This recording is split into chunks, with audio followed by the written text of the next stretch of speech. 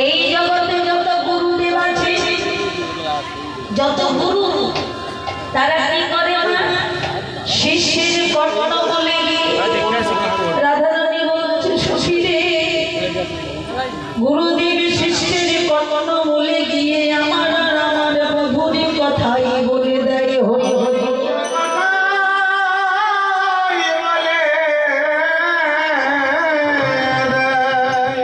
আর গুরুদেবী যখন শিষ্যের কর্ণ বলে আমার আর আমার প্রভুর নাম বলে দেয়,